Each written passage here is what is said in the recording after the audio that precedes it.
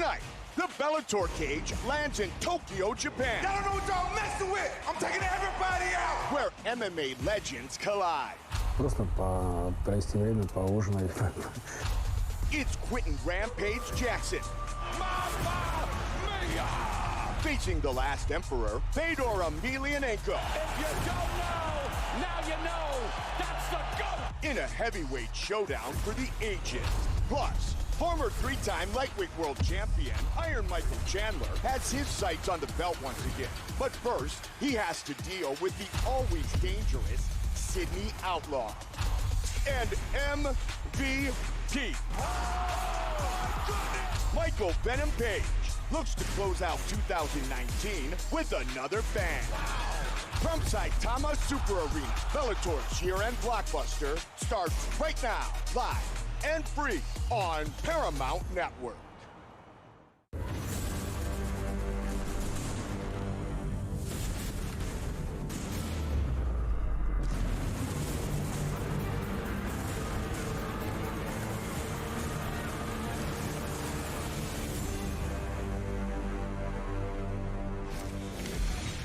In Bellator history, it's in the birthplace of martial arts and inside Saitama Super Arena, where the greatest of all time have been placed upon the highest of pedestals. The last emperor, Fedor Emelianenko, never defeated here inside this iconic arena.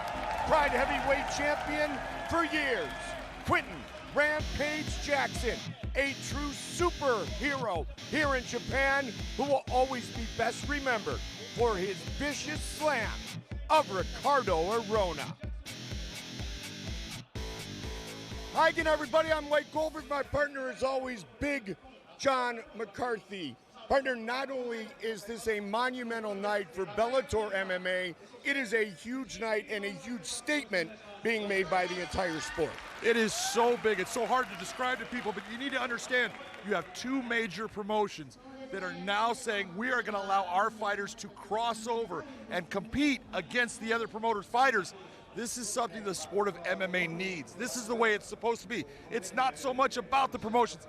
It's about the fighters, and it's about time this is happening. And if it is about the fighters, then the man who should headline is the last emperor, Fedor Emelianenko. Fedor is a legend. He made his bones here in Japan, fighting for pride, fighting in this arena, and fighting in this arena so many times and never losing here. There is no question that, as they say, Chicago, the United Center, the house that Michael built, I would say this is the house that Fedor built. And then you have his opponent, Quentin Rampage Jackson. Q is entertaining, enthusiastic. He has a ton of fun. Rampage is one thing and one thing only, vicious. Rampage is dangerous always because you know he is a guy that's going to walk forward and try to put your lights out. That's what he does, and he's got a granite chin, so you try to hurt him, and he just sits there and grunts and takes it and then starts hitting you with power shots. That's what Fedor needs to be careful with. All right, our co-main event, the only three-time champion in Bellator history, Michael Chandler. He fought at Madison Square Garden. He said that was magical. He told me that tonight even takes it to another level. He is super excited to be here in Japan because he's watched all of those major promotions and all the walkouts and everything, and he said, that's a bucket list of mine. And he's a guy, three-time champion you're talking about. He looks fantastic. He's in shape. He was prepared to fight Benson Henderson, but now he's got Sydney Outlaw. And in fighting Sydney Outlaw, he's fighting someone who is very similar to people that he has fought before. He had Eddie Alvarez. Eddie Alvarez from Philadelphia, Sydney's from Philadelphia. They both have stand-up roots, but they're very good on the ground. This is going to be a good fight for Michael Chandler. I think it's pretty simple. Sydney Outlaw said yes immediately when he got the phone call 3 weeks ago. He also said, if I win, my entire life changes. It does. This is a huge fight for Sydney. Sydney's coming off of a big win against Roger Huerta in Israel. He is 2-0 here in Bellator, and he has been on a win streak. And if he can get a win tonight against Michael Chandler, a three-time champion, he is setting himself up to do very well in Bellator for the future. And do not forget, it is Bellator versus Rizin. And what a better way to represent Bellator Then with MVP, Michael Venom Paige against Shinsho Anji. Lorenz Larkin taking on Keitaro Nakamura. Those two men have combined 46 wins. Pitbull Brothers product, Alara Joanne faces off against 4th degree judo black belt unbeaten Kana Watanabe. But first, we get set for Koichi Yamauchi, who was born here in Japan and still has a ton of family here.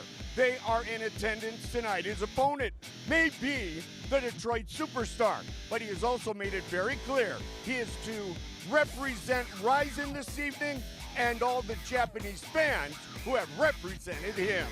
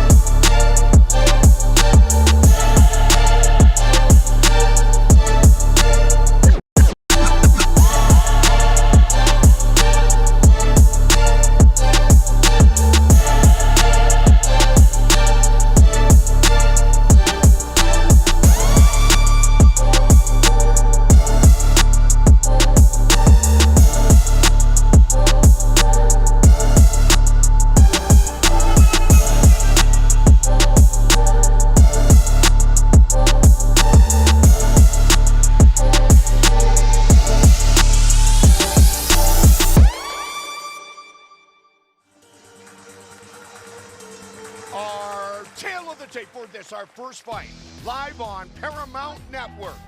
Koichi Yamauchi, 26 years old.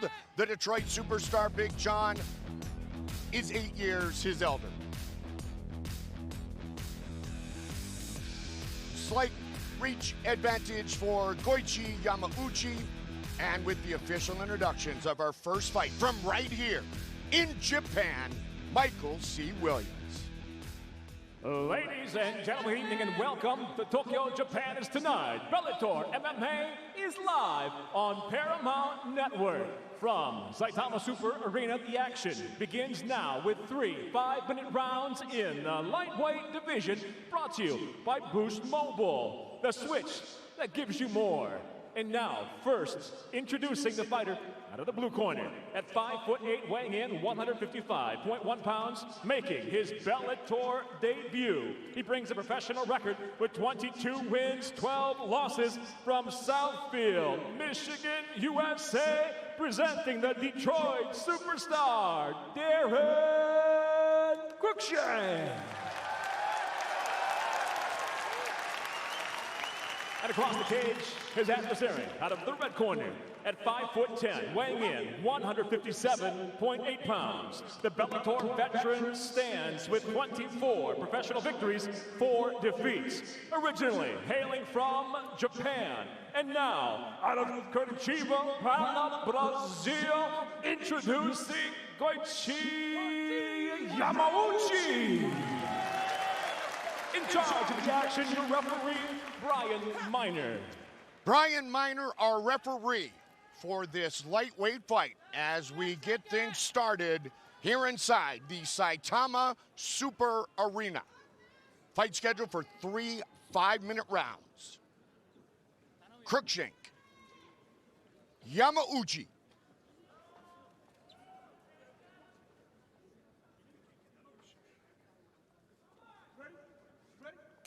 here we go. Southpaw against southpaw. Blue gloves for Darren Cruickshank, red gloves for Goichi Yamauchi. And if you're looking at this fight, who has an advantage? There is no doubt that Goichi has the advantage. If this fight hits the ground, wrestling is a big part of Darren Cruickshank's game, but his stand-up is dynamic, and on the feet, he's the guy that has the advantage.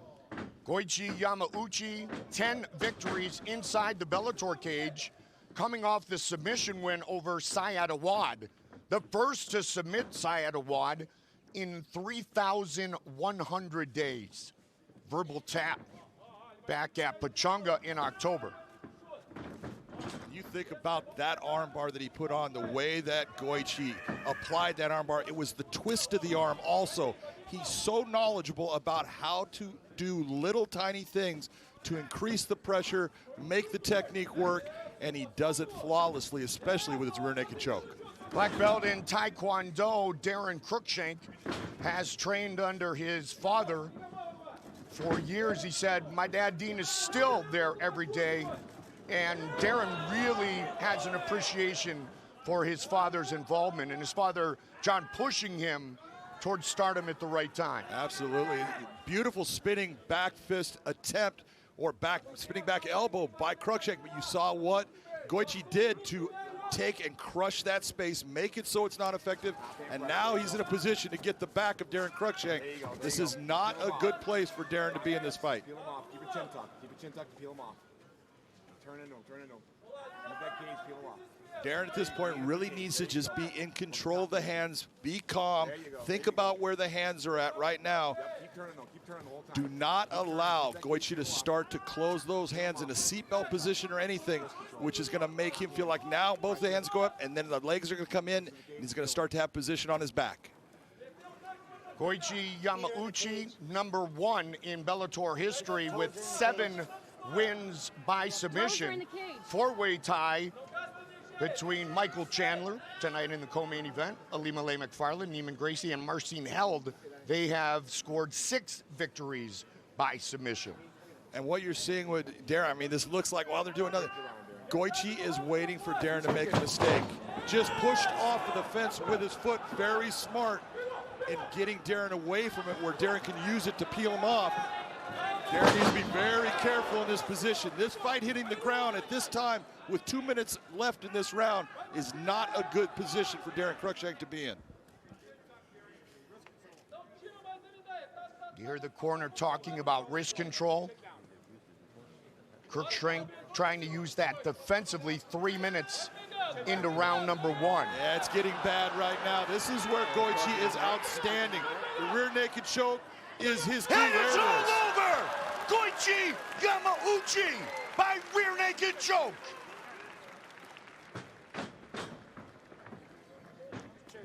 He is absolutely masterful. He is flawless in his technique. When he gets the back, he does not panic. He does not rush anything. He sets you up. He watches to see what you're going to do to trying to defend, and he takes advantage of the mistake. Goichi Yamauchi with another first-round submission victory, the 17th first-round submission win of his mixed martial arts career.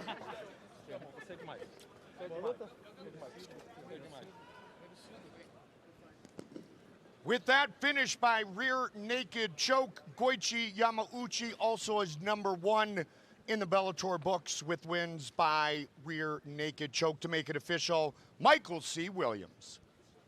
Ladies and gentlemen, inside the Bellator cage, it comes to an end. The tap by way of a rear naked choke officially. 3 minutes, 11 seconds. Round #1 by submission. The winner, Goichi Yamauchi. Great way to start in front of friends and family here in Japan for Goichi Yamauchi.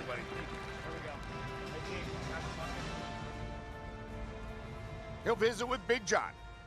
I'm here with your winner, Goichi Yamauchi. That was a beautiful display of being calm in a grappling situation. You pushed off the fence, you got him to the ground. Talk to me about that last rear naked choke attempt. さて素晴らしい1ラウンドでのサブミッション勝利おめでとうございます。リアネイキッドチョークということで、このケージの端まで追い詰め、そしてテイクダウンしてのこの勝利、今の気分を教えてください。こんにちは、日本。You know, this is my game. I think I'm the best in the world when we talk about grappling game inside MMA. So I did a job. I did everything that I've been exercising inside my practice. So this is a result of hard work and dedication. そうですね、生まれ故郷でもあるここ日本、そしてこの、格闘の聖地といえる埼玉スーパーアリーナでの勝利、本当に嬉しく思います。このために、しっかりと訓練をし準備をしてきたんですけれども、その成果を今日出すことができました。That is your 13th submission by rear naked choke. That is your 8th submission here in Bellator. Talk to me about the squeeze that you put on and the pressure that puts him out.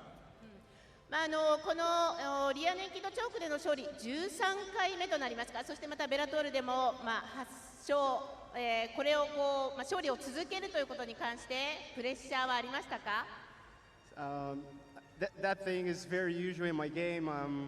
I just do it every day since I was a little kid. So you know, it's all about practice. There's no secret, it's practice. Well, your practice is fantastic. Congratulations on a beautiful performance. Ladies and gentlemen, Goichi Yamauchi. 日本の皆さん、どうもありがとうございました。日本は最強。Third straight victory for Goichi Yamauchi. Once again a winner by submission. The ultimate ambassador for the sport of mixed martial arts, Fedor, first fought here in 2002, defeating Semi Schill. Some of the most cherished wins have come over Mirko Krokop, Big Nog, Mark Hunt, Mark Coleman, and the late Kevin Randleman. Rampage last fought here in 2012 against Bellator heavyweight and light heavyweight champion Ryan Bader. The Japanese fans have always been his favorite. Saitama Super Arena was the first place that he fought here in this country. It will forever be special. Special way to end this decade, and what a way to start the next one. January 25th, exclusively on DAZN. Chris Cyborg makes her Bellator debut, and the belt is on the line against the champion, the crown jewel, Julia Budd. Also, the Featherweight World Grand Prix continues with former Bantamweight champ Darian Caldwell facing 14-0 Adam Boric. That is Saturday, January 25th. Alara Joanne told us many legends have fought in Japan, and now I have an opportunity to fight here. And most importantly, I fight here as a Bellator representative. Her opponent, born and raised right here in Tokyo, Kana Watanabe, 4th degree black belt, 6-fight win streak, 3-0 in Ryzen. And oh, by the way, that black belt, Big John, is in judo. Saitama Super Arena has hosted a major martial arts event on New Year's Eve every year since 2001. Tonight, it is about Bellator MMA, and right now it's about the flyweights. Joanne spent the final part of her preparation for this fight training with Olympic gold medalist Henry Cejudo. Unbeaten, Kana Watanabe told us this fight will end in a finish. She wants to prove that she can face off and defeat world-class opponents.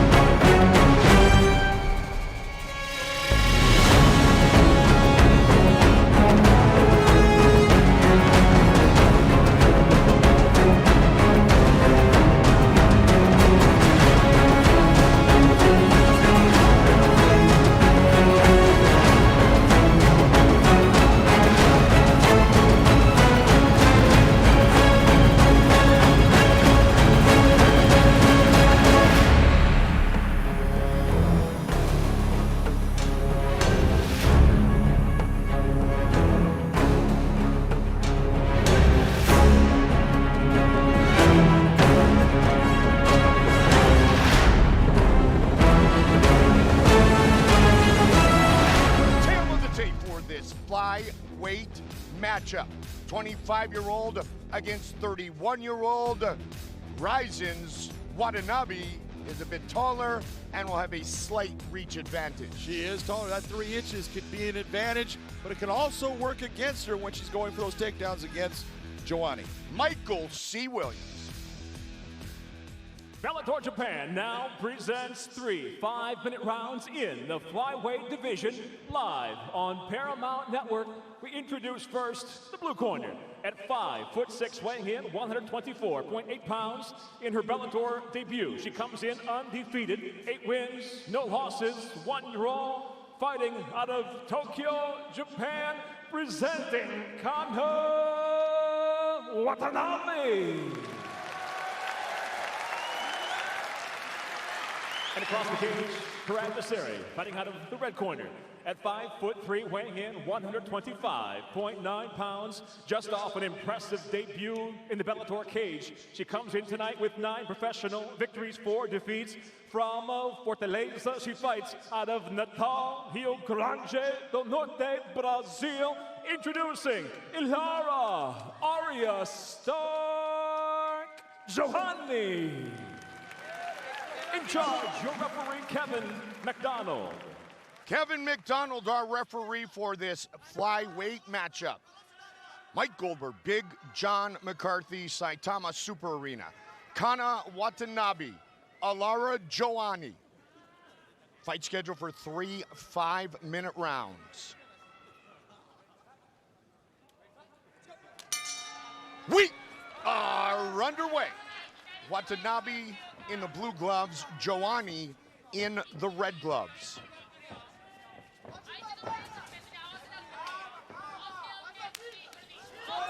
Watanabe is been working really hard at her stand-up and trying to get that ability to counter-strike. She talked about her counter-strikes are different, but she's gonna have to be careful about the way that Joanne hides her hands behind her kicks or hides her kicks behind her hands. She does things a little bit that are not the norm, and you got to get used to it.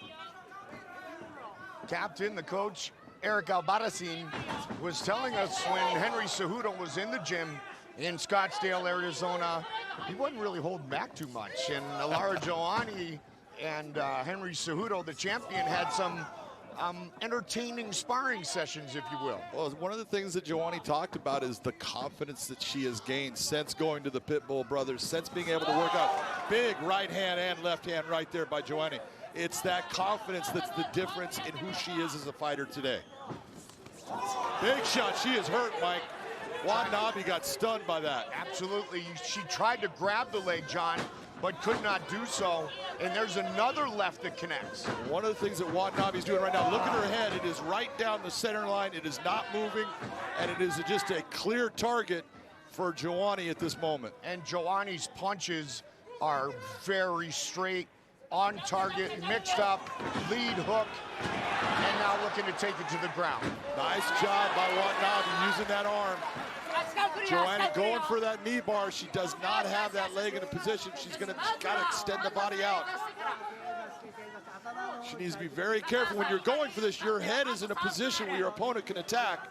That's not a good position to be in. Sometimes you just got to say, I don't have it. Let me just get myself safe. Working towards the triangle. It's not there yet. It's getting closer.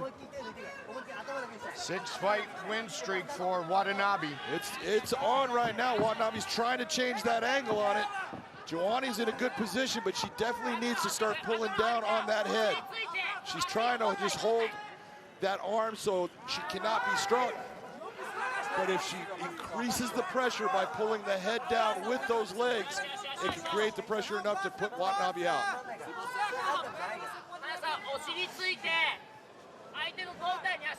Showing the versatility at the young age of 25. Well, this is what you're talking about. Nice elbows underneath. She doesn't have the arms. Right now, she's just triangling the legs. Her legs with the head. So the arm is not in place for a triangle to work. But right now, Watanabe was stuck in that position. Watanabe trying to work herself free. Joanne talked about the very high-level judo possessed by Tokyo's Watanabe, but she feels she's better not just on the feet, but on the ground as well. And this is when we talk about a grappler taking the fight to the ground, as Watanabe wanted to do when she grabbed a hold of that arm. She has been in this position, but all she has been doing is she's been remaining on top. She hasn't been doing any kind of submission attempt. She hasn't. She's been put in the worst positions. She's accepted the elbow strikes. She needs to start opening up. She was losing this round on the feet, and so far she hasn't even come close to gaining any space. She's actually given up more ground. Side control for Watanabe.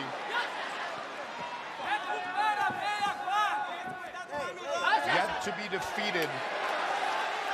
This is what you're looking for.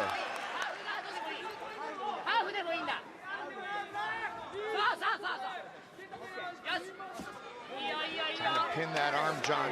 She's trying to. Right now, she doesn't have a whole lot with the shots. There's not a lot of power to them. It's more of a, she's touching her. There's just no damage being done with those shots. Seeing that Joanne's going for a Kimura grip. She doesn't have that either right now. She's entwined the arm, but her hands are not in the position they need to be for her to get that. Under 30 seconds now, round number 1. Bellator's Lara Joanne in the red gloves. Rizin's Kana Watanabe in the blue gloves. Watanabe creating a lot of pressure with that shoulder, turning Joanne's head and looking for a head and arm choke on that side. 10 seconds. Doesn't have a whole lot of time. Good shots. Watanabe very good at the end of the round. Stop!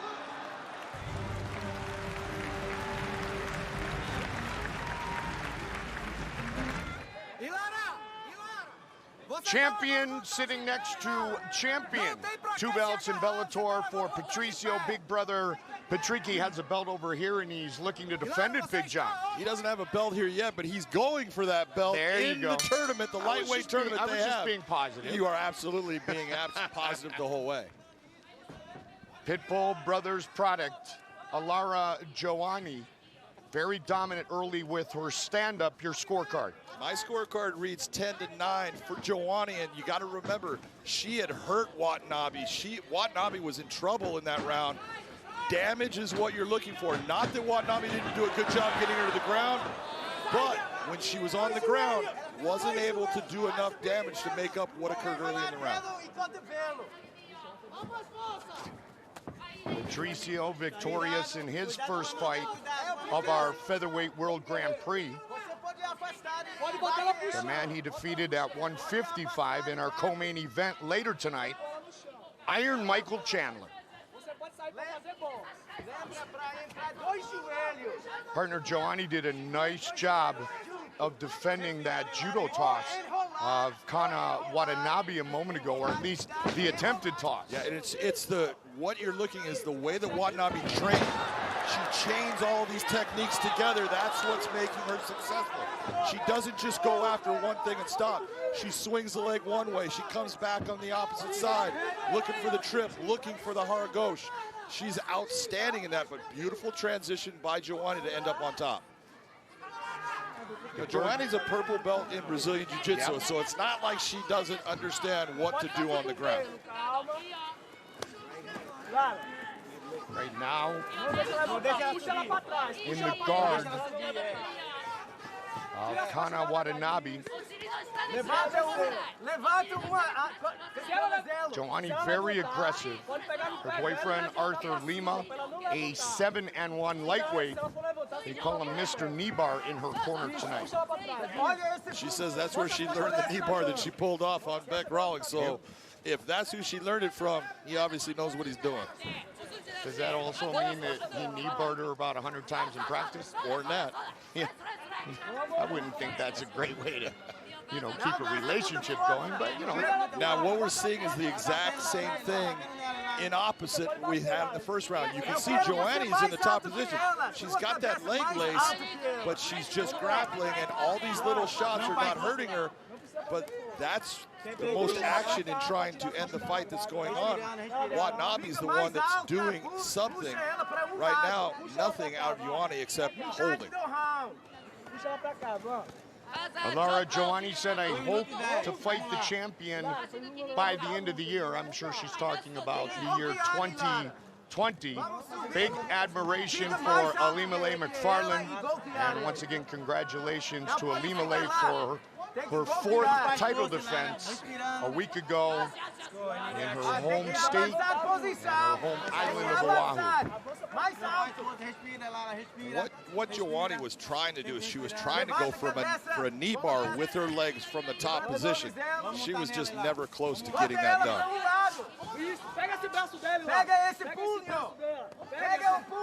Joanne needs to get her head out from being down towards that ground, get her head high, and start to either bring Watanabe over to the canvas, putting her back to the canvas, or start opening up with heavy shots.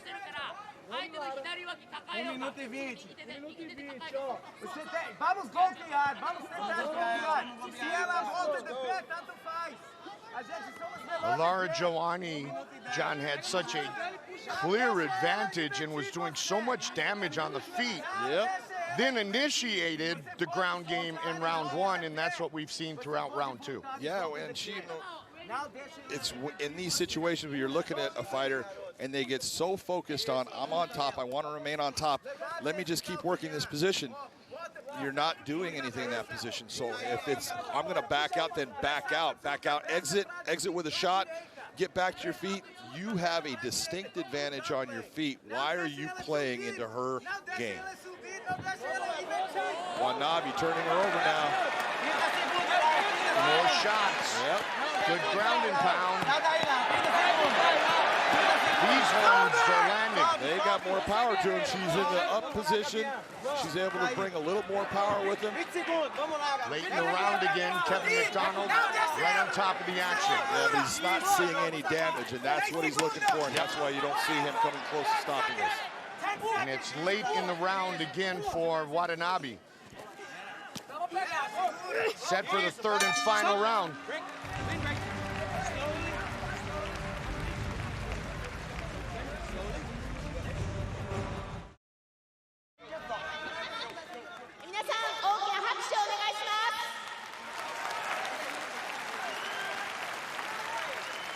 Three-fight win streak on the line for Alara Joanne. 6-fight win streak on the line for that young lady, Kana Watanabe. Third and final round. Red gloves for Joanne, blue gloves for Watanabe. And what'd you score round 2, partner? No doubt in my mind, that was an easy round. Watanabe 10-9. She's going back to that ground position where she has been dominant in the second round because she was just at least being busy. Nice takedown by Watanabe. Close guard, but again, it's those skills in judo that have led this fight to the ground in round 2 and now again in round 3. Her ability to unbalance Joanne on the feet, bringing her down to the ground where she wants to be, that has been the difference. Elbows from the bottom. It's clear that Watanabe wants to show that her stand-up is, evolving. But in this fight against Joanne, she's been taking big shots. So why am I going to play that game? She's been very smart in getting close, closing the distance, grabbing an arm, and using all of that judo skill to put Joanne on her back. Joanne going after an armbar attempt here. The leg position is not exactly where you want to be. The elbow is in place. It's a matter of extending her hips. She realizes she doesn't have it. Let's go over it. Watanabe said this fight will end in a finish. 3.5 minutes to do so. And hold true to her statement pre-fight. Top position for Tokyo, Japan's Kana Watanabe.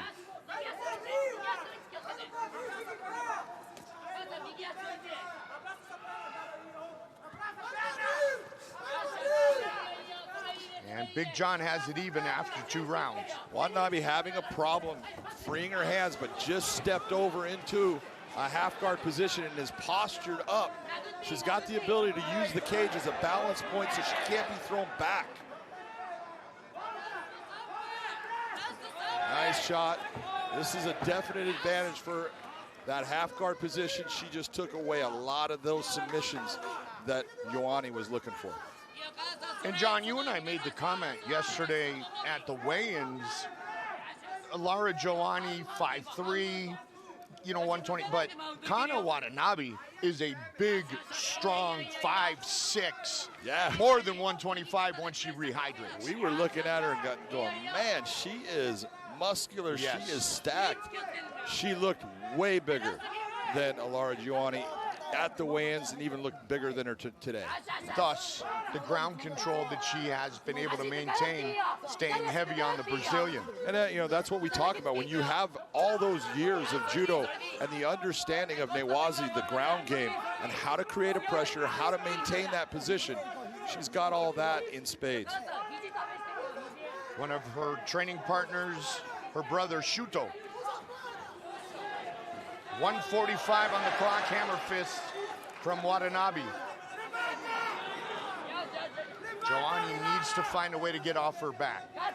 This is what we were talking about. If she ends up on her back with Watanabe being in the top position, it is not going to be a good fight. You can see she's using a knee shield inside, trying to get herself where she can get out of the position. It's just not working because Watanabe understands that ground game and how to keep herself where she's at. What a way to finish the best year in Bellator history. First time ever inside the Saitama Super Arena. just outside of Tokyo, Japan. More ground and pound. Not a lot of those working as far as landing with any power, but you look at Watanabe, he's working towards the back. Joanne gives the back, she's in deep trouble now. Time to finish here for Kana Watanabe. Bad spot for the Brazilian. And again, those punches are just not that powerful, but that's, it can add up. She just does that, she's hiding. Kevin McDonald will stop it if all she does is hide. And she can't defend herself, and then it's all over. Kana Watanabe remains unbeaten in her professional career. She predicted the finish, and she finishes Alara Joanne in the final round. Very impressive performance overall by Watanabe. When she was getting beaten to stand up, she told herself, I've got to change this, close the distance, grab the arm, got the takedown, and every round went and did that same thing. Very smart. Kana, if you wanted to prove that you can face world-class opponents, you just did so. Congratulations to Tokyo's Kana Watanabe. The official decision is coming up next.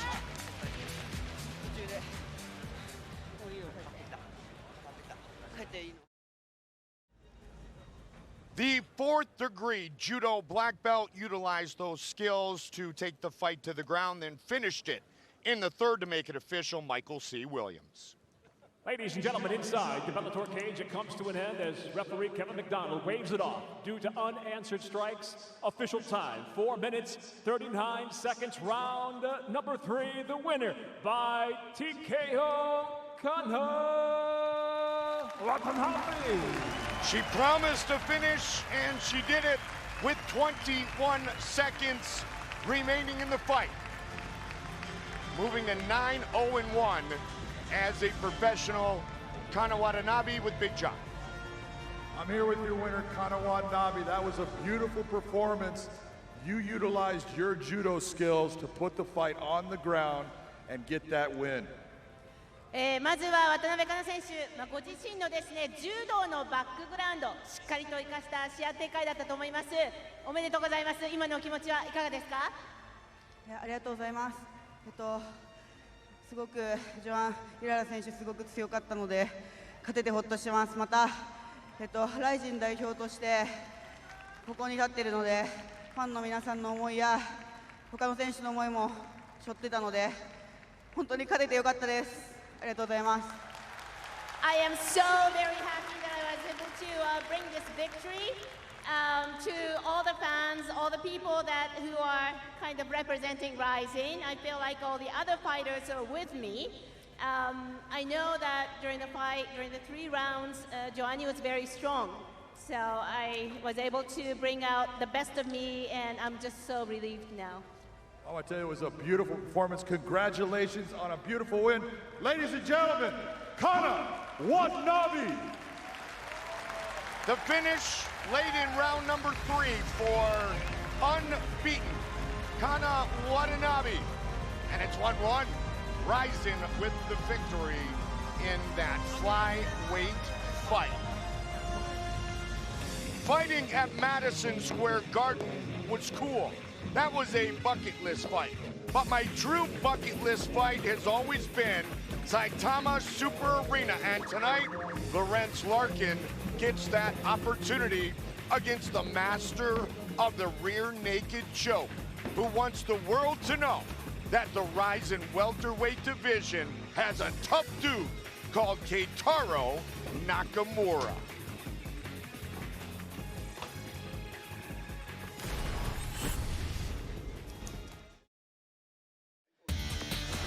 It is the second tallest structure in Japan, the Eiffel Tower-inspired Tokyo Tower, built in 1958, and the Scramble Crossing in Shibuya, one of the busiest in the world. Up next, the welterweights. Lorenz Larkin said, I'm fighting for myself, but I'm also fighting for Bellator as a promotion, and I am one fight away, One victory, of course, from fighting for the world title. 49th professional battle for Keitaro Nakamura, the former Sengoku and deep welterweight champion and former Shuto middleweight champ.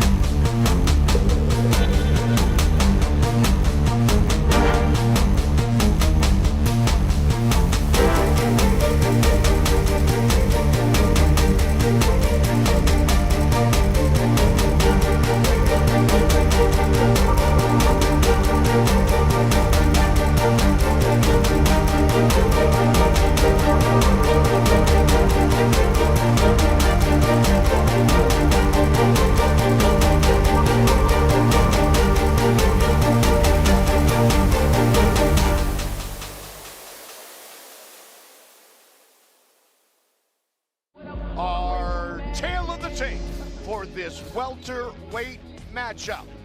Both men 5'11", reach is virtually identical. Once again, here is the voice, Michael C. Williams. Here at Saitama Super Arena live on Paramount Network, Bellator MMA now moves to the welterweight division, scheduled for 3 5-minute rounds. Introducing first, the blue corner. At 5'11", weighing in 170.2 pounds. In his Bellator debut, he stands with 35 professional victories, 10 losses, and 2 draws. Fighting out of Tokyo, Japan, presenting Keitaro Nakamura. And across the cage, his adversary, fighting out of the red corner. At 5'11", weighing in 173.5 pounds. As a professional, 21 victories, 7 defeats. Fighting out of Riverside, California, USA. Introducing Lorenz, the Monsoon Larkin. In charge of the action, your referee, Jason Herzog. Jason Herzog, our referee. For this welterweight matchup, Nakamura and Larkin. The Monsoon and the 10th degree RNC. Here we go. Nakamura comes out quickly, the southpaw in the blue gloves. Lorenz Larkin has never scored a submission win. He has never been submitted as a professional. He is in the red gloves. There's no doubt. Look at Lorenz Larkin has a distinct advantage in this fight in the stand-up position. His speed is way more than what Nakamura brings to the cage, but Nakamura's ability on the ground is outstanding. He is an outstanding judoka, and his rear naked choke, if he gets your back or even close to it, he is going to sink in that choke and he's going to put you unconscious. So Lorenz needs to keep this fight on his feet. Every submission win since December of 2003 for Nakamura has come by rear naked choke. That's pretty impressive when you think about it. It's just crazy. Big kick from Larkin. That was a nice kick to the body. Lorenz definitely feels like he has the advantage on the feet and athletically, and that explosion that we see from the Monsoon right here, right now. Yeah, that right kick to the body again, that hurt Nakamura. You could see him step back, give a little bit of a wince. It's right now, he's having a hard time with the speed of Lorenz, and that is everybody that faces Lorenz Larkin. Lorenz Larkin has done this not, only against Nakamura. He's done it against guys like Robbie Lawler, Neil Magny, George Masvidal. He, in the stand-up, he's dynamic.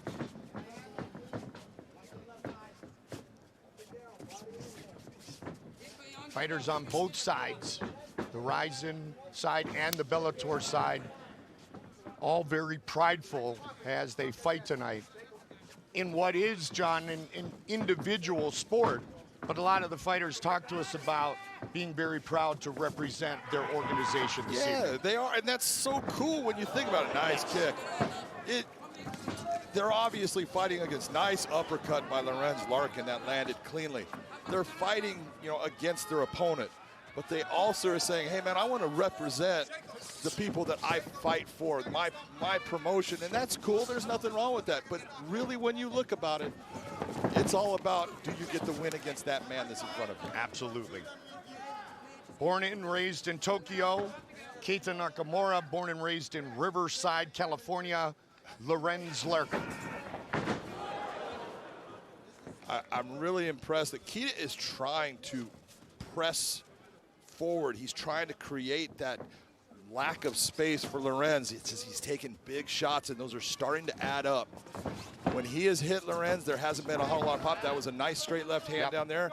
But overall, the heavy shots, Lorenz Larkin has landed some very damaging shots on Nakamura.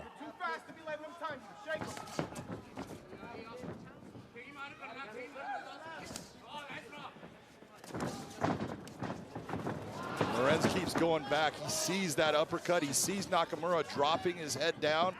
And you're seeing him go back to that uppercut time and time again. Straight right hand down the pipe. Nice shot to the body. Very impressive stand-up exhibition by Lorenz Larkin right now. And Nakamura even said of his opponent, Lorenz Larkin, he's super quick as a welterweight. Probably one of the fastest in the world. Heavy hands, but his kicks are what are dangerous. And already we've seen the Monsoon land a couple.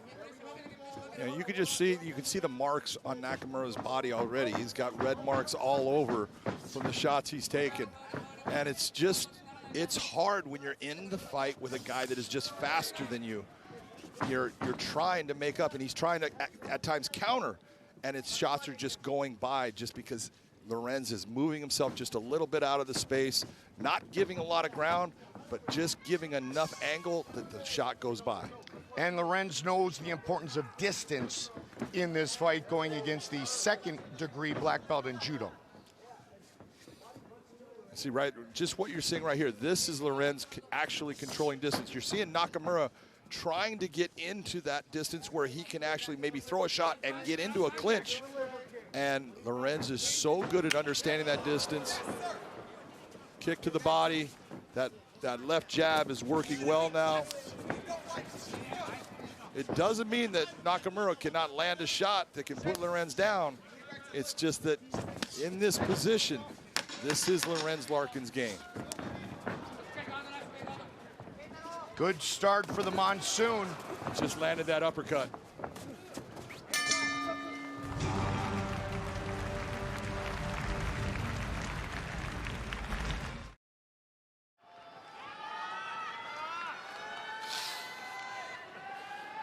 Fighting at Madison Square Garden was cool. As I mentioned earlier, that was a quote from Lorenz Larkin.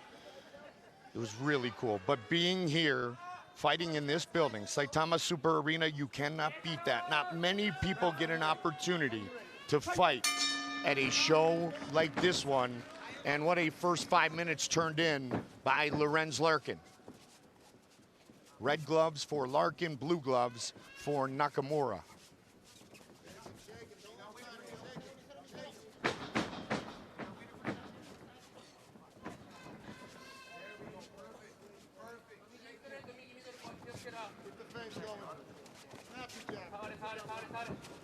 Larkin's corner calling for the feints. Love to open up that rib cage again with a couple of kicks. He landed a couple of kicks to the body that landed flush against Nakamura. Shows what kind of condition Nakamura's in. Again, look at that right hand. Straight down the pipe after the jab. And he set it up, John, with the fake teeth. Exactly, and it's that front kick that he utilizes so well. That's exactly what I was gonna bring up. He can bring it to any level. He hits the thigh with it. All of a sudden, he hits the body with it. Then he brings it up to the head. He's so adept with that kick, and the way he throws it, he hides it many times, making you think he's gonna go to a place that is low when he comes up high. And you can see by his stance that kick is one that he can fire and fire at will and fire extremely quick. Really impressed with Nakamura and his pressure, even when he's getting hit, coming after Lorenz. Nice shot by Nakamura. That's what Nakamura wants. He wants the fight in the phone booth. Lorenz gets it back to the center of the Bellator cage.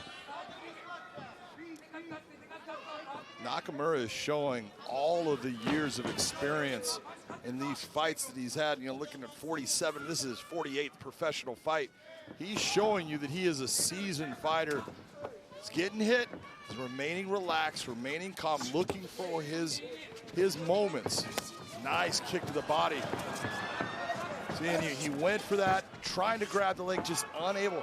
Lorenz has consistently throughout his career been very difficult for people to take down. Yeah. I refereed him when he was a heavyweight, and then he was a light heavyweight, and he continued to go down in weight because he did have some baby fat on him, but he was always fast, and he was always hard to take down, and he has just gotten himself better and better at that to where now a lot of people aren't even trying.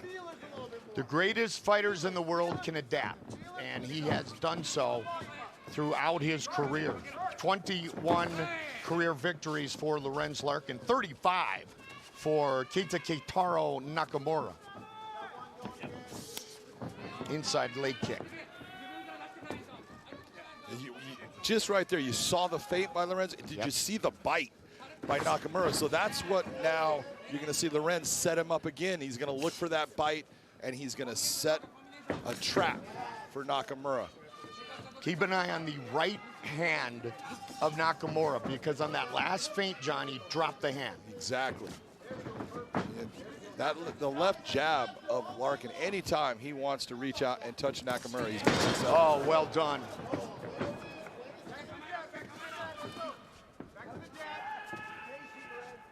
His hands look great tonight, don't they? Yeah, absolutely, and he's definitely got that. He knows that uppercut is there for him. He has seen it, and he keeps on just looking at it, waiting for it, trying to set it up.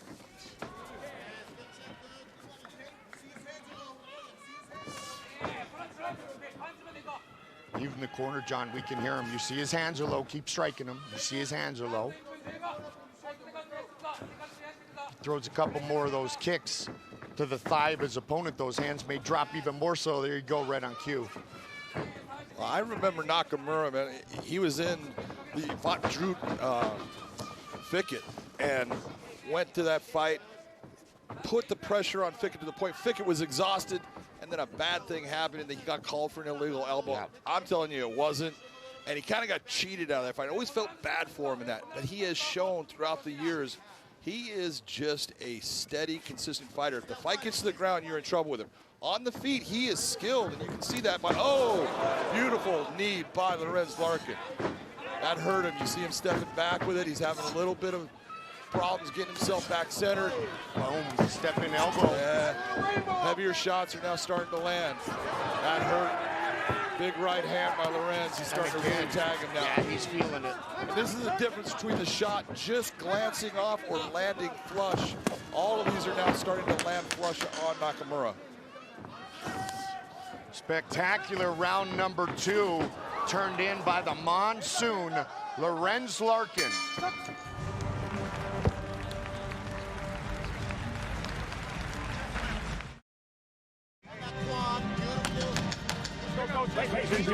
Now to the third and final round.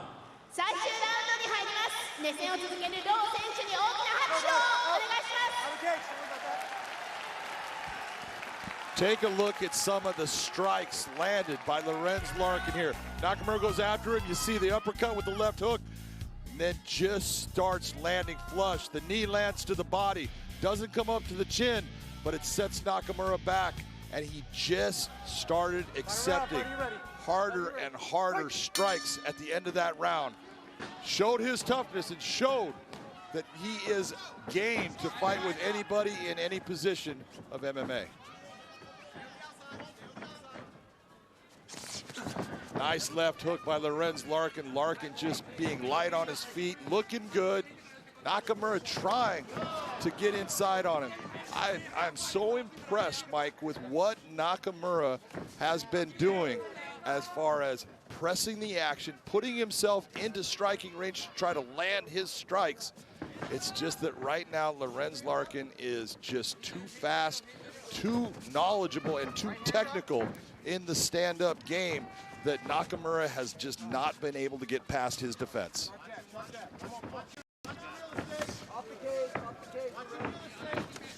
10-9s, not 10-8 in either round, right, partner? No, both of them are 10-9s. You know, obviously Nakamura loses the round, but he was competitive and he's fighting, and he was never damaged to the point where he was out of the fight. He was never dominated in any fashion.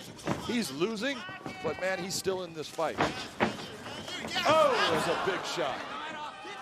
That popped his head back like a Pez dispenser. The candy came out.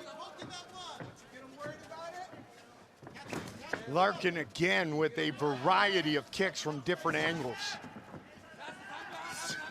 Nakamura has to know he needs a finish here. Yeah, there's no doubt. He knows it, you know, and he's trying. I give him props, man. I'm telling you that his ability to keep going after Lorenz and pressure Lorenz when he's taking a lot of these shots, because a lot of his stuff is not touching Lorenz. He's hit him a couple of times, but there is no quit. Just again popped his head back. Lorenz Larkin was taken to his first boxing class by his mom at age 14. Oh, big That's knee a to the huge body. knee. Lorenz Larkin going after it. He's trying to put him away. He's cut now. Nakamura accepting a lot of damage. Lorenz Larkin wants that rematch with the champion Douglas Lima. I'll tell you what, nobody wants to fight Lorenz Larkin when he's fighting like this. You got that right. Flying knee. This is the best I've ever seen Lorenz Larkin look. Well, that's what we said about when he just fought his last fight against Cruickshank. Confidence is such a key. It is. To any sport, but this sport of mixed martial arts. And this is a confident Lorenz Larkin. Man, and that makes him a dangerous person. Here comes the mouthpiece. Nakamura losing the mouthpiece, getting big, heavy elbow shots. He is hurt. This is not a good position. Looking for the finish right here, right now. Jason is going to let him go as much as he can as he's holding on to this leg, looking for the takedown. But he has taken some heavy shots, elbow and punches. And Lorenz being very careful and diligent at what angle he was bringing those shots. Absolutely, every one of those was clearly legal. Heavy shots, damaging shots. You're talking about what a 10-8 round is. This is what is a 10-8 round looks like before it happens. But Lorenz very aware not to throw anything that might be questionable and take away what has been such a great body of work. Absolutely. You know, and this is when we talk about those first 2 rounds and we're saying, man, that hurt him, that's a damage shot. It adds up, and that is what a smart fighter does. I don't have to end this fight in the first round. Let me just take little pieces away from you, and eventually the building's gonna fall. The eye of Nakamura damaged. The eye, the side of the head has got a cut. He's been opened up in multiple spots by Larkin. Larkin has switched things up nicely. Superman punch. And that eye is not helping in him being able to see what Lorenz is throwing. Especially the way Lorenz is throwing that straight right, John. Follow behind that.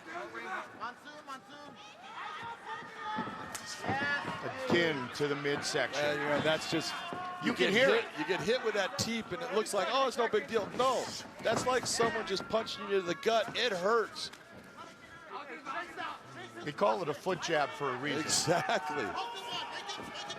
And you see the way that Lorenz throws it. He will throw it multiple ways. Sometimes he'll angle and turn his foot out sideways, trying to actually utilize the heel as the striking element. Sometimes he's using the ball of his foot. He switches it up. Sometimes guys use it to create distance. Lorenz generally uses it to do damage. Lorenz Larkin simply outstanding.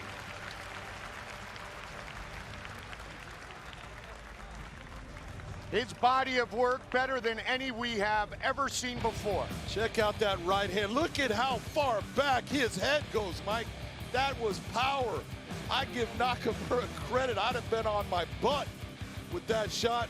Look at this shot in here.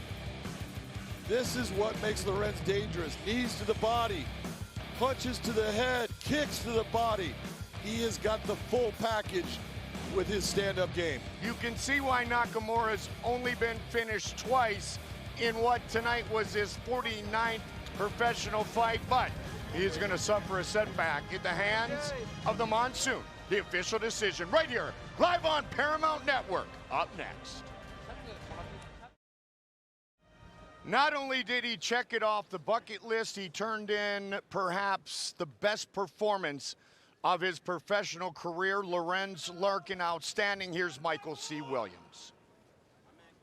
Ladies and gentlemen, having gone the distance, we'll go to your three judges at cage side. Your first judge, Eric Colon, scores the fight 30-27, while judges Nate Peabody and Sal D'Amato both see it the same, 30-26. I'll have it for the win by unanimous decision, the Monsoon, Lorenz Larkin. Fourth straight win for Lorenz Larkin. All of those victories inside the Bellator cage. Here's Big John. I'm here with your winner, Lorenz Larkin. Lorenz, that was an outstanding performance against a very tough, durable guy in Nakamura that just kept coming forward. What were you thinking? ロレンス・ラーキン選手、対戦相手ですね、非常にタフだったと思うんですけれども、素晴らしい勝利でした。おめでとうございます。He's one of the toughest guys I've fought. I was hitting it with everything, and he was taking it, man, and giving it back. So he's a really tough opponent. You talked about coming to Japan and fighting in this arena was a bucket list event for you, fighting in front of these fans. What was it like once you were in here? そうですね、今回のこの試合、とにかく打撃を浴びせ続けたのに倒れない、本当に相手はタフだったと思います。そして次の質問、日本、この埼玉スーパーアリーナでの試合を、本当に夢見てたということですが、実現してどんな気持ちでしょうか。This is a dream come true. I grew up watching Pride, K1, Dream. All the greats have been in this arena. And just for me to be here and fight in front of all of the fans, man, it's a dream come true. I don't think I could beat this moment. Well, that was the best performance in your professional career. You were outstanding. Ladies and gentlemen, give it up for Lorenz, the Monsoon, Larkin. What a moment indeed for Lorenz Larkin, and I loved during his walk-in when he turned around and said, wow, that's me on that really big screen. Congratulations to the Monsoon. Fifth fight of 2019 for MVP, who just won again 36 days ago. He says, I love staying busy. Reminds me of my kickboxing days, last two wins in a combined 4 minutes and 29 seconds. Born and raised right here in Saitama, Shincho Anji sees this fight as the opportunity of a lifetime. Said it is an honor to be that guy to fight in front of the Bellator brass.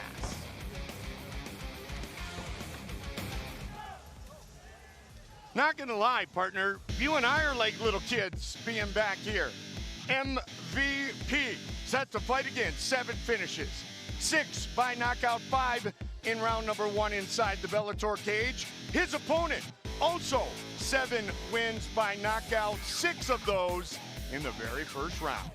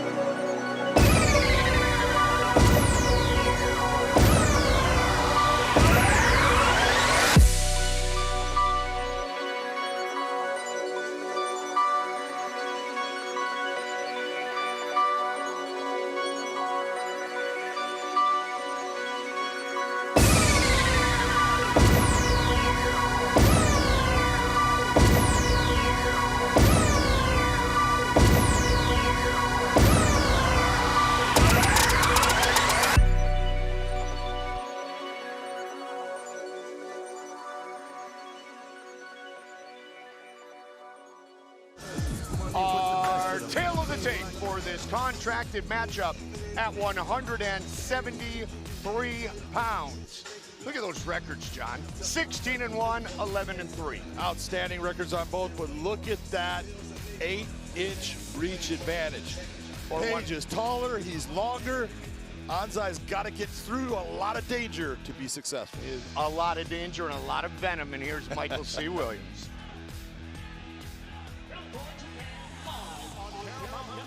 Now features 3 5-minute rounds at a contracted weight of 173 pounds. And now first introducing the blue corner at 5'8", weighing in 172.9 pounds. He makes his professional Bellator debut tonight with 11 victories, 3 defeats, fighting out of Saitama, Japan, presenting Shinsho Anzai.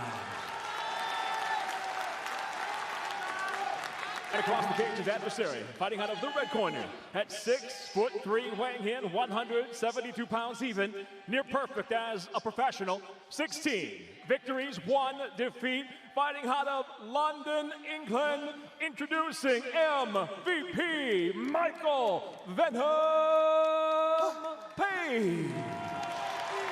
And the referee in charge, Jason Herzog. Jason Herzog, our referee. This fight contracted at 173 pounds. Anzai and Paige. Rising against Bellator. And here we go. MVP and that familiar side stance in the red gloves. Saitama zone in the blue gloves. Well, there's no doubt Anzai wants to get inside, get Paige to the ground, and he's gonna have to do something of exactly what you just saw, those kind of mad rushes in, but he's got to do it without being damaged, and the question is, can that be done? Shinsho said, I am much shorter than most guys in the division, but he believes that is one of his advantages. I guess if he gets inside, you know, that's what he's talking about, but getting inside of that range and kickboxing ability of MVP is not easy at all. Oh, beautiful knee by Venom Paige. Moving backwards, John. Moving backwards. As soon as he saw that head going down, came up with it. But at least by accepting that blow, Anzai is in a position to try to get Paige to the ground. And loses it. Anzai has power. He does have power, but so does Paige, and Paige has speed. This is the Matador versus the Bull. Anzai has got to be the Bull. He has got to crush space. He's got to make these mad rushes to get past the slick maneuvering and footwork that Michael Venom Paige brings. And no one besides Douglas Lima has been able to solve that riddle. Bucket list for MVP, New York, Vegas, Ireland, Japan. Check one of them off. Right here, right now. One of the things that I've always seen out of Michael Paige, and you see this stance that he has, you see his hands down. It's one of those, you know, all the things that we go, don't do that. But he does it well. But when you see Michael start to play, he is telling you, oh, I'm confident. I understand the distance. I understand what this guy can do. And I know how to move to keep him from being successful. So when you see him start to play, it's usually a problem for his opponent. There was a guy named Anderson who did something like that. Exactly the same thing. And it's so, oh, again with the flying knee. And what that flying knee is telling you is Michael Paige is not worried about him being taken down. I am willing to try to throw this knee, and you could try to take me down, but it's not going to be as easy as you think. Hasn't been thus far. I talked about the difference between Michael Paige and Anderson Silva because their careers are actually very similar in the way they came up. Michael Venom Paige actually has a better record coming up than Anderson Silva and fought actually better opponents in the beginning of his career. A lot of people complain about the opponents that he's fought. It's crazy. He has fought some good people. He's fought the champ in Lima. He's fought great fighters like Paul Daly. He is not afraid to be in the cage with anybody. And the opportunity to fight not once, not twice, but 3 times. since that battle in the tournament against Douglas Lima is huge moving into the new decade for Michael Venom Paige. Anzai just got starched by that shot that froze him. Another one that just hit him flush. That right hand is just laser perfect in landing right on the left side of Anzai's face. See Anzai trying to close distance, trying to cut him off, trying to force him towards the cage. All smart. There he goes down. Big shot. Got a cut. Yep. Right back up, says MVP. And that just shows that fight IQ. Whoa! No one does that. Something magnificent may very well happen momentarily. Right up the middle, just missed. He has no answer for what Michael Paige is doing. He is confused. You see him coming forward, and all that forward movement is because he just doesn't know what to do. So I'm trying to crush the space fast, but he's taking heavy shots in doing that. MVP with a little stutter step. Remember what I said about playing? There's a knee again. Every time, John, as he's moving backwards. Unbelievable. Remember what I said about him playing? When he's starting to play, he's comfortable. He knows, oh, I got you. Now, that doesn't mean that Anzai cannot land a shot that can hurt him. But Anzai's in trouble here. 17 seconds left. The best thing that's happened in this round is that Michael Venom Paige has actually gotten into a grapple situation with him and is holding on to him. That was pure artistry from MVP.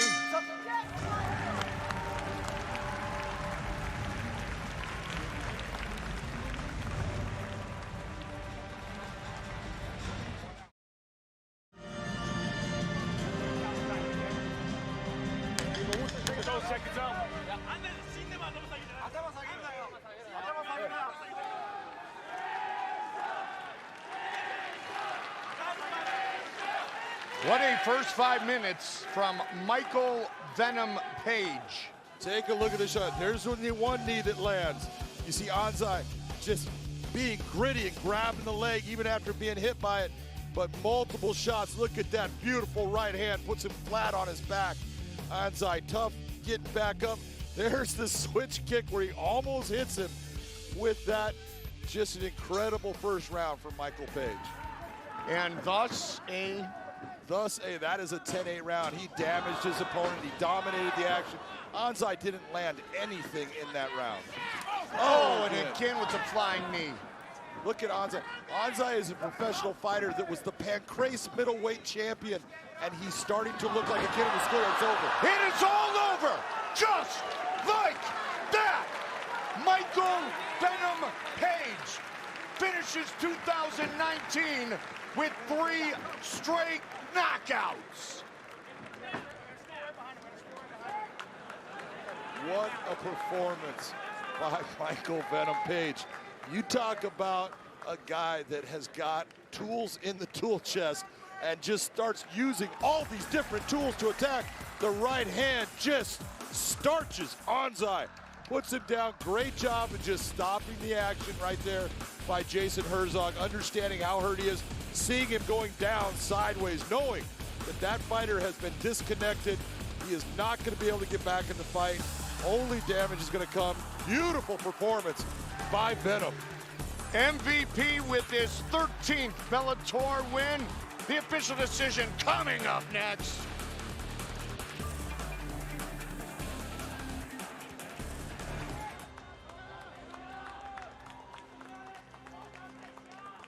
Saitama Super Arena will host all the basketball competition at the 2020 Summer Olympics.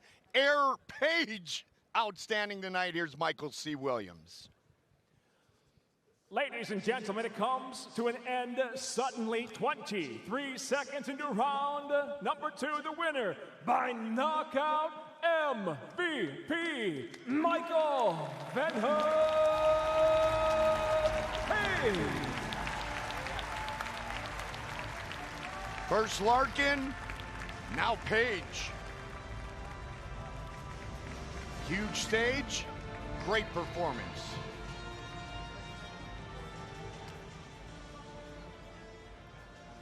I'm here with your winner, Michael Venom Paige.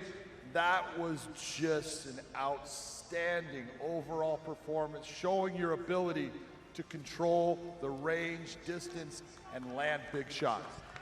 とにかくマイケル・ベノンテイク選手、皆さん見ていただいたと思うんですけども、この距離感のコントロール、そして全ての試合のコントロールの効いた素晴らしい勝利でした。Japan!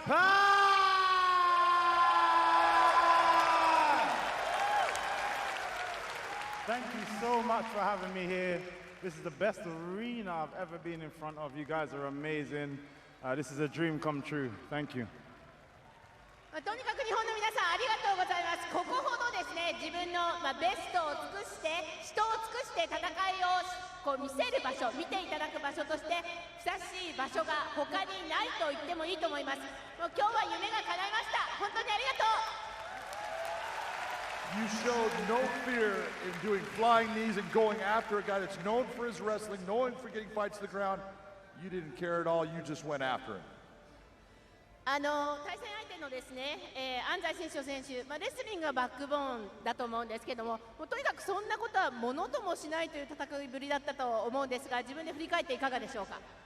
I fight with one of the best team in the world, the London Shoot Fighters. We have so many like wrestlers in the gym, and I've been training really, really hard for a level like him because I knew he was going to try and take me down.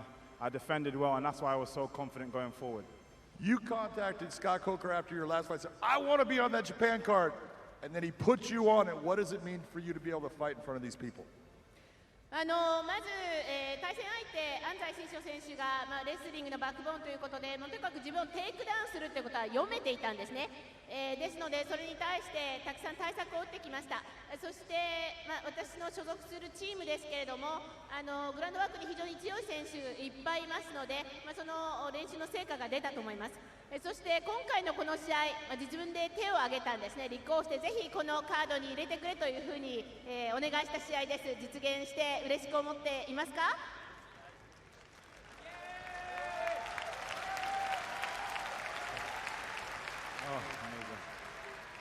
？If you guys will have me back, I'm coming right back to Japan.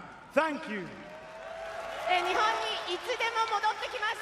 これからも呼んでくれれば戻ってきます。ありがとう。Japan, give it up for Michael Venom Paige. There's a reason why he was put on tonight's card, and he proved more than worthy. MVP. The Rainbow Bridge. The Blue Cave is a popular illumination event held in Tokyo during the winter. They moved it to Shibuya in 2016, and Shibuya is known as one of the fashion centers of Japan, particularly for young people, John, like myself. Yeah, young people, got it. Yeah, got it. Yeah, I'm in that same category. Yeah, we are in the same category, and it's not young. Contracted at 160 pounds, Michael Chandler told us he is in the best shape of his life, and he had plenty of time to prepare for Sydney Outlaw, who replaces Benson Henderson on 3 weeks' notice. His first fight in Japan, he said, I spent 1 week losing weight, 1 week training, 1 week here. Now I'm going to spend as much time as it takes to get one win over Michael Chandler.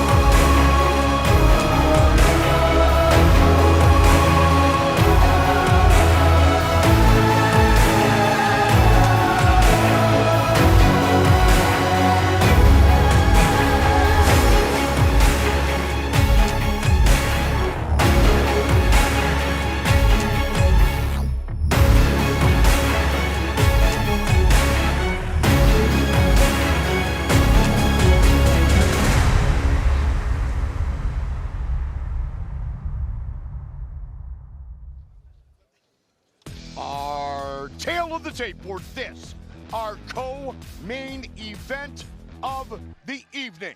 2-inch reach advantage for Sydney Outlaw, who is the younger of the two fighters. Of course, as John said, Michael Chandler has held the lightweight belt not once, not twice, but 3 times. Once again, here is the voice, Michael C. Williams.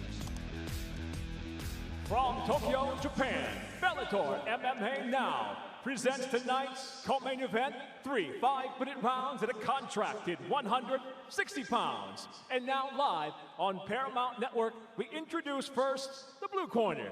At 5'9", weighing in 160.9 pounds, his professional record 14 wins, 3 losses, fighting out of Coconut Creek, Florida, by way of Philadelphia, Pennsylvania, USA, presenting Sydney Outlaw.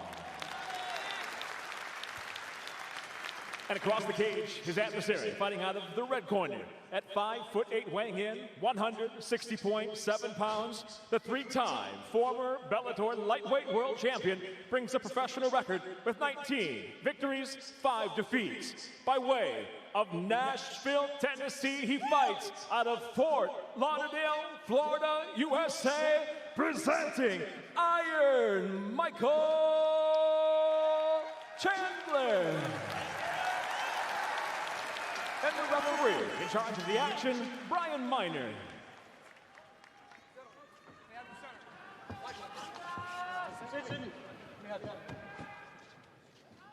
Gentlemen, went over the rules in the back. Fight hard, fight clean. You want to touch gloves, do it now. Good luck to you both. Brian Miner, our referee. Sydney Outlaw. Michael Chandler. Co-main event of the evening. Saitama Super Arena. You ready? You ready? Here we go. Chandler in the red gloves, Outlaw in the blue gloves. Their home gyms separated by about, what, John? 8 to 10 miles, maybe? Yeah, about 10 miles. This is, right now, what you're seeing, this is going to be a back and forth as far as pressure. Nice shot by Michael Chandler. Big body shots. If Sydney Outlaw is not moving forward, he is not as good in the stand-up. He is a move-forward type of fighter, but so is Michael. And so it's a question of who's going to be able to be the guy that establishes that I'm the guy that's going to press in this fight. Michael really working the body early. Body shots pay off, man. Oh, yeah. You're just putting dollars in the bank for later on in the fight. Like the old video game. Knock him out, knock him out. Michael Sr., Mom Betty, wife Bree. That was a beautiful right hand to the body. Beautiful right hand. Straight, low, solid. Pulled the leg out. Sydney Outlaw, 9-fight win streak. Very impressive in his return to the Bellator cage. It had been 5.5 years between Bellator fights for Outlaw, and he was able to defeat Roger Huerta by unanimous decision. Michael Chandler just keeps on going right back to that body shot, that straight right hand to the solar plexus of Sydney Outlaw. Sydney's taking it well, but you can only take so many of those before it starts to have an effect on your performance.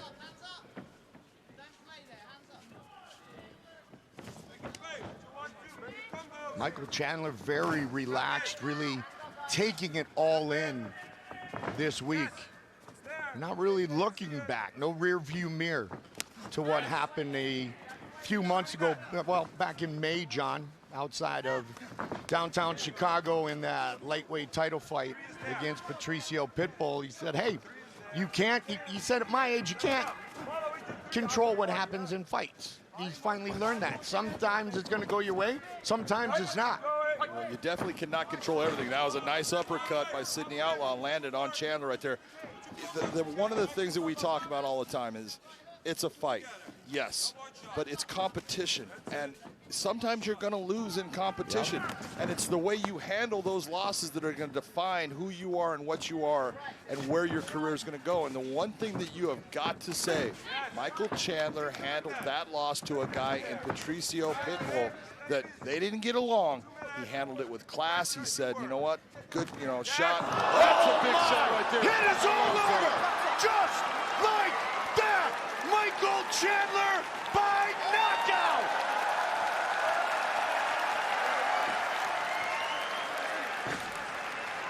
Wow! That was just a laser beam that just starched Sidney Outlaw. That would have put anybody down. That thing had power, speed behind it. When Michael Chandler is on and he is throwing his hands, he is dangerous. Boom. Right behind the ear. Yeah, same kind of shot that he was put down by Pitbull in his last fight. It's just a spot that just short circuits you, and that's what happens to Sidney Outlaw. Reminiscent of his vicious first-round KO of Patricio Pitbull back in 2016, Michael Chandler finishes Sidney Outlaw with a beautiful straight right hand. We will make it official from here live on Paramount Network in Japan when we come back.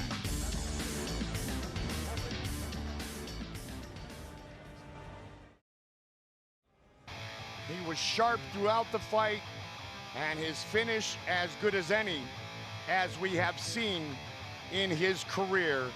And he has had a few vicious knockouts, to say the least.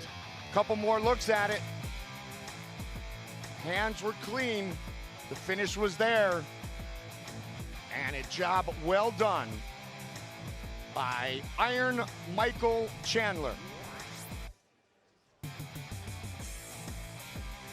The Marines keeping us safe every single day.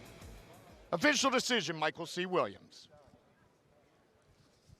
Ladies and gentlemen, it comes to an end officially. 2 minutes, 59 seconds into round number 1. The winner by knockout, Iron Michael Chandler.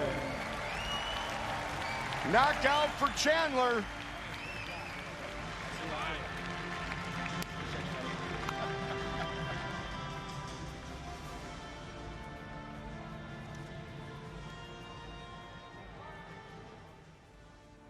I'm here with your winner, Michael Chandler. Michael, that was an outstanding performance. You were going to the body with the right hand. That started to drop his hands down, and then you hit him in that exact spot that you've been hit before, and you talk about it. You just lose sight of things. It turns you off. Talk to me about that win. とにかく素晴らしい勝利でしたよね。勝者マイケル・チャンドラー選手に皆さんも拍手をお願いします。右非常に重い強いパンチ、そしてしっかりと試合をコントロールした素晴らしい試合でした。Yeah, you know, this was just setting things up for the second half of the fight. With a guy like Sidney Outlaw, big body, strong wrestler, got to start taking the wins out of the sails pretty quickly. You know, but first of all, my hat's off to him, man. If it wasn't for Sidney Outlaw stepping up after there was an injury a couple weeks ago, I wouldn't have had a dream come true to come fight in front of the Tokyo crowd. So thank you guys so much. Arigato. 対戦相手も非常に強い選手ということで、このアウトロー選手に対する対策を練ってきました。やっぱりスピード感をしっかりと持って、しっかりと試合をコントロールしたまま決めるというの重要だと思いました。そして、自分たちこうやって格闘技をしていると、それぞれ怪我があったり、いろんなことがあったりする、そうした中で今日はここに立てたということ、日本に来られたということ、本当に嬉しく思います。Been a 3-time champion here at Bellator. You have fought against the very best that they have. What is it that you want to do to take your career forward here in Bellator? さて、マイケル・チャンドラー選手と言いますとですね、3度ベラトールのライト級王者に輝いている、元王者です。ここからこの後のキャリアどんな風に作っていきますか？ You know, the older I get and the longer I've been in this sport, I'm just excited to keep fighting against myself. If I can step in here every single time and become the best Michael Chandler I possibly can be, then I've done my job. There's obviously some big fights here. I'm still hungry for belts. I'm still hungry for world titles. 3 world titles isn't enough. My wife deserves it. My son deserves it. So I'm excited about the future. とにかく長く戦い続けるということ、戦いの場に立ち続けるということが一番大事だと思うんですね。そしてその一つ一つの戦いに自分の持っているものを全てぶつけていくと、その連続だと思います。過去に3度ベラトールのライト級王者になりましたけれども、全然足りません。もっともっとタイトルを狙っていきますので、皆さん応援お願いします。そして家族もチームも応援してくれたことにこの場をお借りして感謝したいと思います。Tokyo, arigatou gozaimasu. I also want to say a special happy birthday and congratulations to Dr. Bree Chandler. I love you so much. Daddy's coming home, baby. これまで自分を支援してくれた人たちにとっても特別な日なので、今日この場をお借りして感謝の言葉としたいと思います。皆さんありがとうございます。Japan, give it up for Michael Iron Chandler. So a happy birthday to Doc Bree. And Hap will turn 3 after the first of the year. Everybody made the trip. Hap's at home. That'll happen. There's Michael Sr., his mom Betty, and of course his wife Bree. What a birthday present from hubby Michael.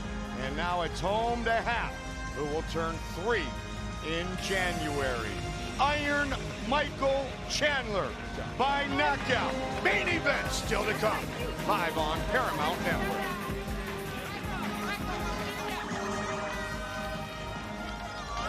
Bellator MMA welcomes the men and women in attendance tonight representing all branches of the United States military stationed throughout the greater Tokyo area.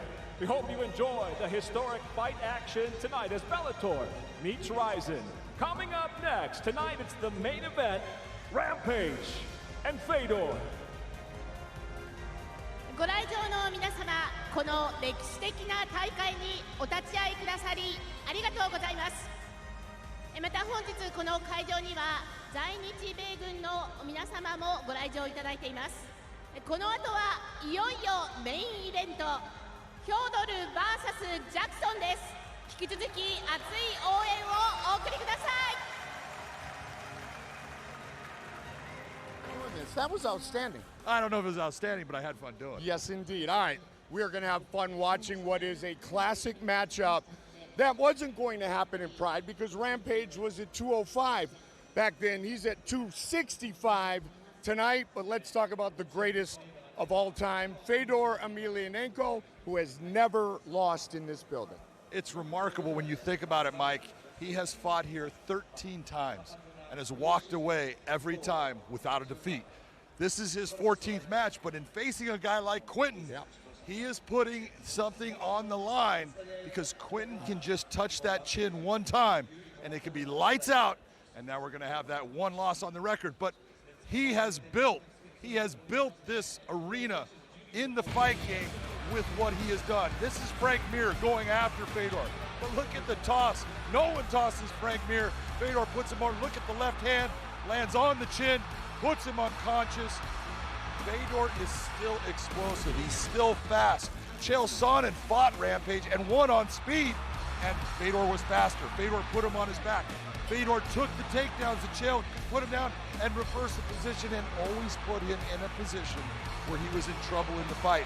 That's what Fedor can do when he's on. When Fedor's on, he is still as dangerous as any fighter in the world, and not just unbeaten in this building, but with all the great competition back early in the 2000s in the Pride Fighting Championships, for him to never be defeated overall, that truly is a statement. It's amazing. You got to look, and he was basically, in my opinion, he had one loss in the time that he was cut by an illegal action, but he was in a tournament, so they said, well, you're going to get a loss and we're going to move the other guy on. Wasn't fair. He was basically in a position where he was 30 fights in without a loss.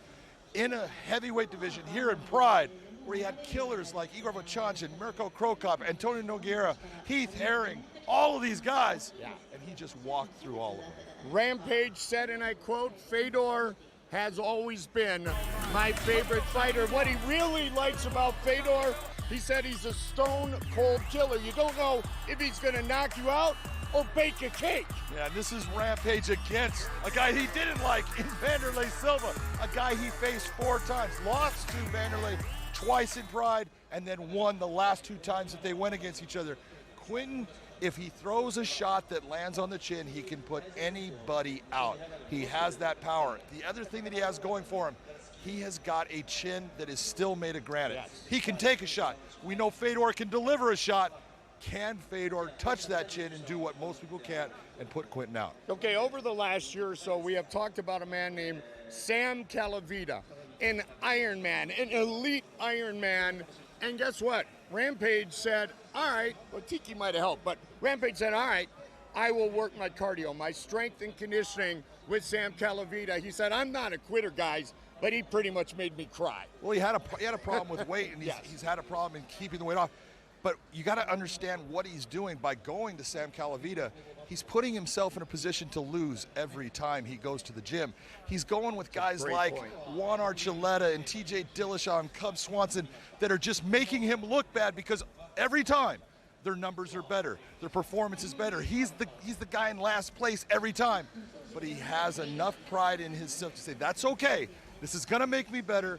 I am impressed with the fact that he is working out there and has said this is going to make me a much better person and fighter. And the most amazing thing, the guy always in first place, is Sam Calavita, because he is an absolute Ironman and a stud and has done great things for Rampage, or so he told us.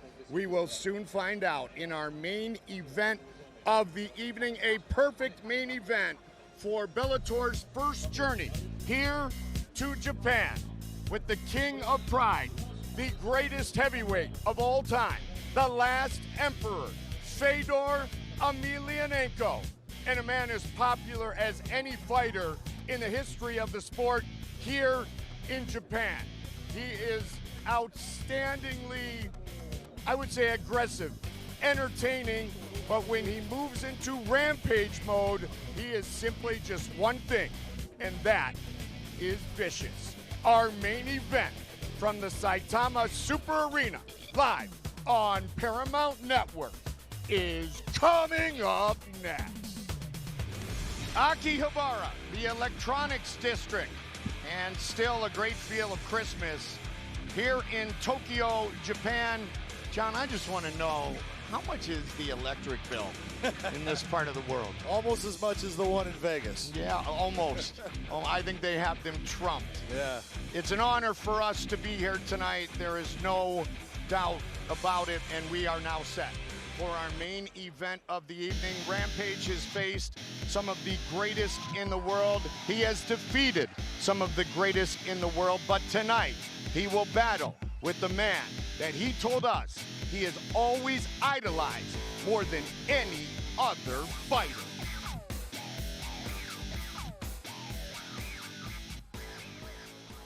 Yeah, Fedor is my favorite fighter of all times. I've always been a big fan of Fedor. No nonsense. He goes for the kill right off the bat. No fear in his heart. I love what he stands for and him as an exciting fighter.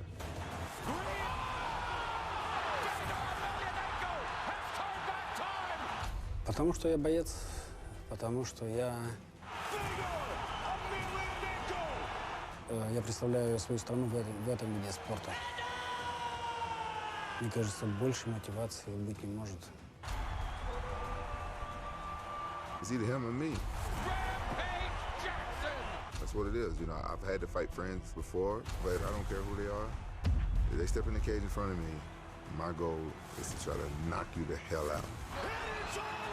A lot of people have been asking for me and Fedor to fight for a long time. It does remind me of the old Pride days, and that's something to be excited about. Наверное, когда прозвучит гонг, мечты многих людей сбудутся.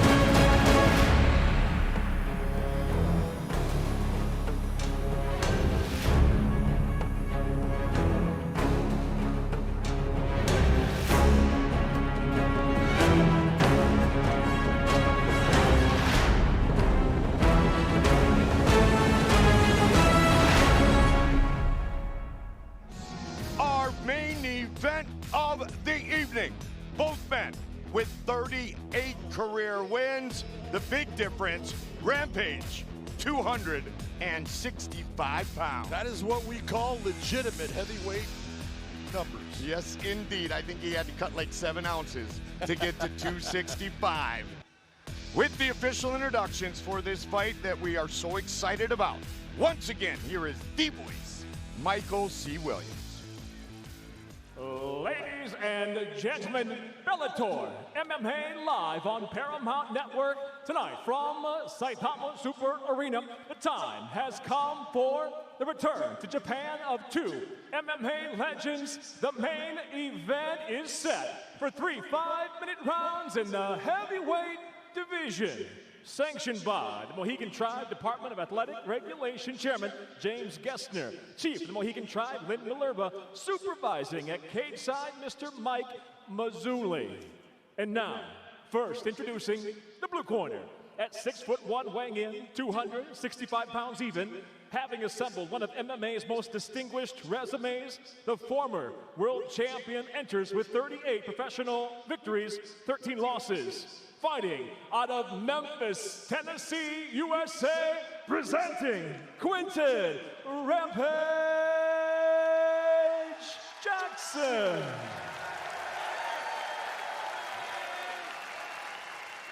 And across the cage, his adversary, fighting out of the red corner, at 6 foot, weighing in 240.5 pounds, amassing multiple championships in an iconic and unrivaled career. He stands tonight with 38 professional victories, just 6 defeats. Ladies and gentlemen, hailing from Storyhosko, Russia, introducing the last Emperor, Fedor Emelianenko. In charge of the action, your referee, Kevin McDonald.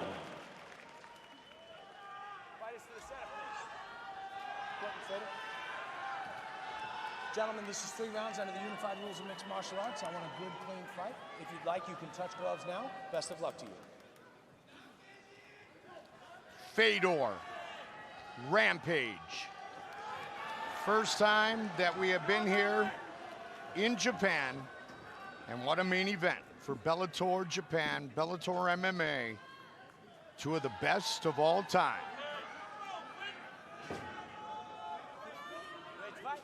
Great fight. Let's go.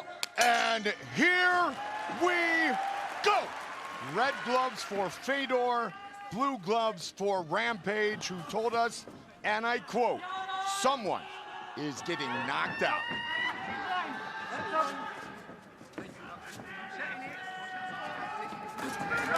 Fedor strikes first. He's striking, but he needs to be very careful when he is in that. You see the turtle position that Quinton has been famous for, bringing his hands up and just letting you throw shots, but they do not affect him. He survives those very cleanly, and usually he will come and he does a nice little tuck and roll. Well, he'll throw a big left hook. Mike Tyson style. Yep.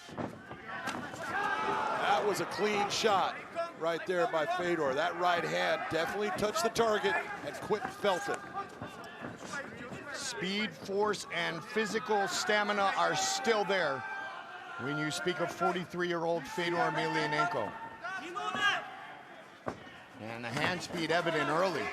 Good combinations, John. And that is the one thing that I've been amazed by Fedor is Father Time takes speed away from people. And still at 42, he still has very fast hands. Quinton needs to be very careful to stand a nice body kick. That body is what Fedor needs to attack. Take the lungs away from Quinton by going to the body. Good start for Fedor. 90 seconds into this fight. Rampage waiting for his opportunity to get on the scoreboard. Oh, that right hand, nice head movement by Quinton to slip that right hand. The real question in my mind is if Quinton is unable to counter off of the shots thrown by Fedor, this is going to be a long night for Quinton. If he's able to utilize those counters when Fedor comes in, that's where he can catch Fedor and put him down. Rampage has only been finished by knockout or TKO 3 times in what is now 52, so 51 professional fights. 2 of those by Vanderlei Silva. 52nd pro fight for Rampage, 46th for Fedor. Midway through round 1, and that uppercut lands over and over. And the return from Rampage. Fedor doing a very good job of actually confusing Rampage about where he's going to attack. Big shot. And it is all over. Big shot. Fedor Emelianenko knocks out Quinton Rampage Jackson.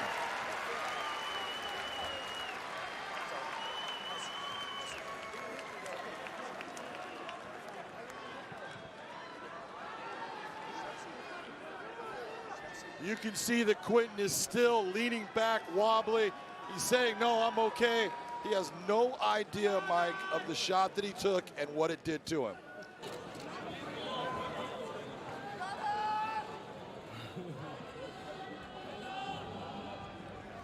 Watch the shot here. Right hand just starches him. He goes face forward. You see a guy shaking his head. What is it telling you as the referee? I don't want to be where I'm at. I don't want to be in this fight. And that's why it was stopped. A good stop by Kevin McDonald. The Marines winning battles for our nation and for all its people. Still unbeaten inside Saitama Super Arena. The last emperor with his 30th career finish. 27th first round finish. 14th first round finish by knockout.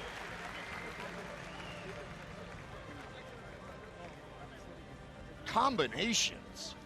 Really a beautiful attack. He had Quinton confused.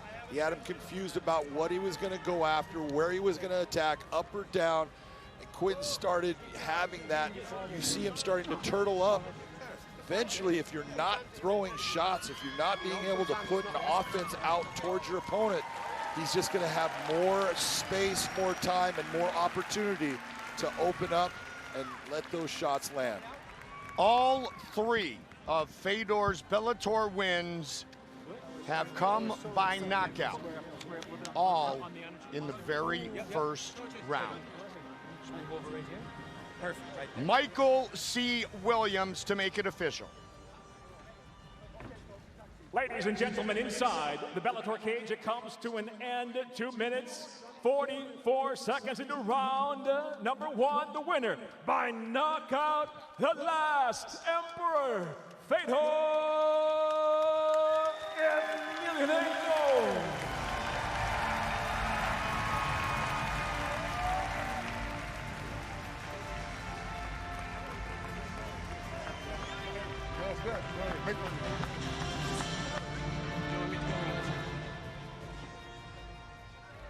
I'm here with the winner, Fedor Emelianenko. What does it mean to you to be able to come back into this arena that you have won every time that you've been in here? This is the 14th fight in Saitama in front of the Japanese fans. What does this moment mean to you? Значит, для тебя, когда ты вернулся обратно в эту арену, и каждый раз, когда ты здесь дрался, ты выиграл бои. Что это для тебя значит лично? 皆さん見ていただきましたでしょうか。エメリアエンコ・ヒョードル選手、ここ埼玉スーパーアリーナでは14戦目でした。ここでは無敗です。素晴らしい試合を見せてくれました。Конечно, я очень рад, что сегодня вновь мы одержали победу, и мне удалось порадовать вас, дорогие фанаты. I'm very happy that one more time I was here and I was able to entertain you guys and make you happy. Именно здесь, в Японии, и случилось мое становление как бойца. Здесь я завоевал вашу любовь, завоевал ваше уважение. И сегодня я опять рад немножко порадовать вас. That's where I become real fighter in Japan here, and that's where I got your love, guys. And I'm very happy that I entertain and bring you so much fun again. 皆さんと共に今日この時間を過ごすことができて本当に心から喜んでいます。今一度ここ日本に来ることができたこと、そして勝利を収めてそれを皆さんと分かち合うことができたこと、心から感謝しています。One more thing you want to say, go ahead. К сожалению, моя спортивная карьера заканчивается. Возможно, это последний бой здесь, в Японии. Вот. И я благодарю вас. Благодарю за вашу любовь, за вашу поддержку. Ну и также хочу поклониться всем, кто за меня молился в России, всем православным христианам в Сербии, Греции и здесь. Unfortunately and regretfully, I want to say that perhaps my career stops here on my win in Japan, where I started, and then I'm finishing my career here. And thank you very much for supporting me over the years. Thank you very much. That's the end of my tour. 今回これが日本の皆様に直接見ていただく最後の試合となりました。長いキャリアをここ日本の地で大きなデビューをして、そして築き上げ、皆さんと最後のこの試合を分かち合うことができたこと、何より嬉しく思います。ありがとうございました。And one more thing, he wants to thank every Christian out there who was supporting his orthodoxy. Thank you very much for all your prayers. They were answered. Thank you so much for all the support and prayers. 皆さん、本当にありがとうございます。もう一度感謝を述べます。そして、この大会、この試合の実現に寄与してくださったすべての方々に感謝したいと思います。皆さんに愛を届けます。ラブを届けます。ありがとうございました。Ladies and gentlemen, the last emperor, Fedor Emelianenko!